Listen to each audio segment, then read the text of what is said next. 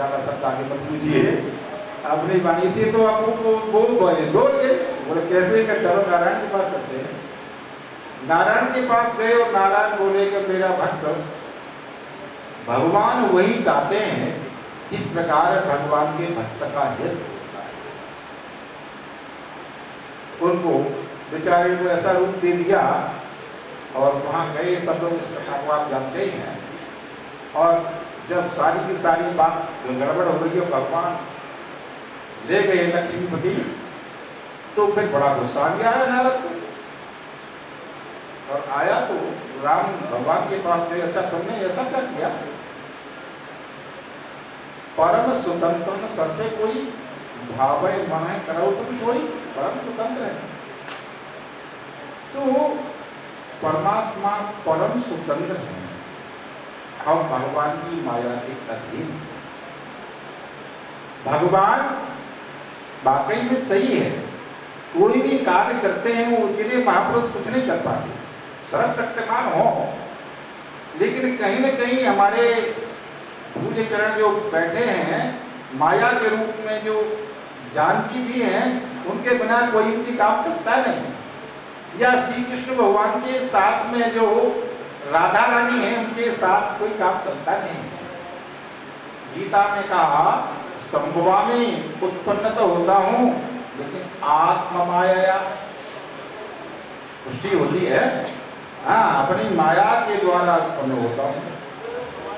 रास पंचाध्याय में कहा भगवान अपनी पिता रात्रि शब्दोत्पत्ति मल्लिका वीक्षरंतुम मनश्चक्रे योग माया उपासिता। वहां हो सकता है भगवान अभी, पहले गोपियां तो चाहती थी, अब लेकिन भगवान के भी मन में आ गई रासलीला करने की। लेकिन दूसरे कुछ विद्वान थे ऊपर बैठे, महाराज जी बोले गलत पदच्छेद कर रहे हो। बोले क्या है पदच्छेद? ऐसा करो भगवान अपिता, भगवान का कोई पिता नहीं है। सही है, नारद जी ने कहा परम स्वतंत्र है, अपिता। अब जिसका अब कोई पिता होता तो मारेगा, डांटेगा, फटकारेगा, हाँ पिता का बच्चों को डर रहता है। देर में इसको ब्रह्मांड का प्रलय कर देंगे। कुछ क्षण ही उत्तराखंड में थोड़ा दिखाया था ठाकुर जी ने ड्रामा, तो देखिए कहाँ का क्या कर दिया। आप देखते हैं कई बार भुज कक्ष में कहाँ का क्या हुआ। सभी लोगों को बड़ा अभिमान हो रहा था, भगवान बोले अगर ये तो भाई इनका बहुत अभिमान हो गया। तो अभिमान, भगवान तुम्हारे कुछ भी नहीं चाहते। भागवत में भी है, बलि का अभिमान था कि मैं तो एक बहुत बड़ा लोकालोक सबका अजम अभिमान था, और बलि को बांधा। जब तक अभिमान रहा शरीर का, जब तक अभिमान को छोड़ा नहीं, सारा का सारा शरीर बाकी है। मैं शरीर को आपके चरण में समर्पित करता हूँ। वो भगवान बोले छोड़ो छोड़ो बलि, अब छोड़ो इसको, क्योंकि सबसे बड़ा जो जन्म जन्मांतर में लेने में कारण है और अनेक प्रकार के दुखों को उत्पन्न करने में कारण है, वो तो व्यक्ति का अभिमान है। अब अभिमान जिसने मेरे को समर्पित कर दिया तो फिर तो बलि से ही कहा परम पर है बलि, वर मांग लिया। क्या मांगता है? बोले बलि ने विचार किया कि मेरे दादा के यहाँ तो सिंधी लगे रहते हैं, तो आप भी दर्शन देते रहो पेट पे खड़े हुए। आज भी ये न बंदो बलि राजा दानवेंद्रो, अब जब लोग बोलते हैं तो हाँ दानवेंद्र बलि के यहाँ भी भगवान बन गए, आज भी बंधे हुए रहते। धन्यवाद, आपने अभिमान समर्पण कर दिया तो भगवान सर्वस्व आपको बचाएंगे।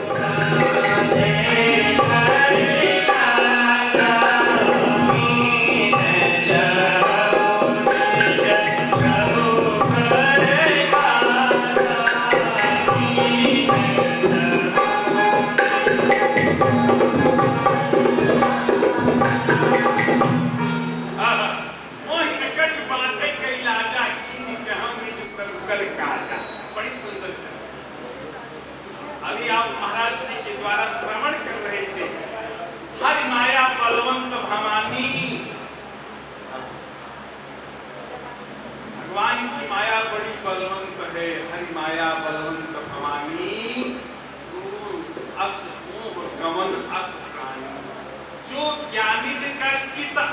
रही अब्बर आई विमोह बस। गोस्वामी जी ने कहा क्या माया, वो गोस्वामी जी उत्तरकांड में लिख रहे हैं कि मोहन अंध कीन के ही अको जग काम नचावन जेही अर शिव चतुरानन जाहिन राही अय पर जीव के हिले के माही। कौन ऐसा है? शिव चतुरानन जाहिन राही अपर जीव के हिले के माही। क्या रहे संसार में माया कटक प्रचंड और सेना पति कामादि भट दंभ कपट पार। लेकिन बचेगा कौन? बोले सो दासी रघुवीर कई अरे समझे मिथ्या सोपी अछूटन राम कृपा बिन नाथ कहो पद रो। वो भगवान की दास, लेकिन भगवान के श्री चरणों से जुड़े रहोगे तो दासी की कृपा हो जाएगी। देवर्षि नारद भगवान के चरणों से हट गए, अहंकार जागृत हो गया अंतःकरण में, और जब अहंकार जागृत हो गया तो देवर्षि नारद का पतन हो गया। अहंकार आया, कामदेव ने प्रशंसा की थाली देवर्षि नारद के सामने परोस दी। देवर्षि नारद ने कहा महाराज आप जैसा कोई संत मिला नहीं। बोले क्यों? बोले आप मुझे जीत लिए, आप मुझे जीत लिए। जीतना काम, और शंकर जी काम को जरूर जीत लिए, लेकिन आप तो शंकर से भी बड़े हैं। शंकर तो काम जीते, लेकिन क्रोध नहीं जीत पाए। तब सिंह नैन उठारा चितवत काम अयम जल सारा। आप तो जीता काम, क्रोध भी जीत लिए। अयम नारद मन कछ रोसा, काम भी जीते, क्रोध भी जीते, और अहंकार भी जीते। आपको बहुत परम संत अब प्रशंसा की थाली परोस दिया। देवर्षि नारद जी ने भगवान को भोग लगाई, चल कर गए, पहुंच गए, सबके पास पहुंचे। सबने मना किया, जिन्हें कथा सुनाए जिन्हें हरि सुनाए कब भगवान से कभी मत सुनाना। पहुंच गए क्षीर सागर में भगवान के सामने, भगवान ने आसन पर बैठाए। बोले बहुत बढ़िया, बराबरी तो बैठ गए, आनंद आ गया उनको। अंत में भगवान ने कहा जाओ। रास्ते में जब गए श्रीनिवासपुर में मोहनी शील निधि, अब वहां आप सब समझ ही रही हैं कि वहां पर जैसे देवर्षि नारद पहुंचते हैं, एक बार बड़े प्रेम के साथ हमारे परम पूज्य श्री महाराज जी आप पधार रहे हैं। दो बार बड़े प्रेम के साथ मम माया दुलत, आज माया बलवंत भवानी, वो भगवान की माया। तो भगवान, अब आप लोग तो परम भाग्यशाली भगवान का दर्शन कर रहे, महाराज श्री का दर्शन कर रहे हैं। हम अब समय का अतिक्रमण नहीं करेंगे। हमारे श्री जनकपुर में भगवान जब आए तो सब देखने के लिए दौड़ पड़े। जैसे महाराज श्री सब दौड़ पड़े, सब युवती भवन सरोखर लागी निर्खैराम रूप अनुरागी, सब एक नई नवेली बहू आई थी, दुल्हन नई नवेली। कोई हम के झरोके से देखे, कोई कैसे, लेकिन जब वो देखी राघव आए हैं, वो नई नवेली दुल्हन चप्पल पहनना भूल गई, साड़ी ठीक से नहीं बांधी, घूंघट अंचल जो है नीचे गिरा, घूंघट गिरा हुआ, वो दौड़ती हुई जा रही है जहां राम जी जा रहे, दौड़ती हुई जा रही, दौड़ती हुई जा रही है।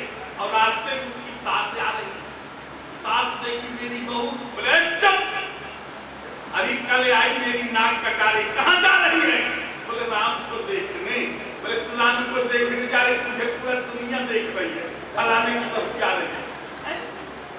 तो बोली माता जी मुझे कोई नहीं देख रहा है, एक व्यक्ति को छोड़ करके मुझे कोई नहीं देख रहा है। उसकी सास बोली कौन है? तो बहू कह रही है माँ सब देखत है राम को। इस समय सब राम को देख रहे हैं, सब देखत है राम को, अरे मुझे न देखत कोई, एक पापिनी हो तू मही जो प्रभु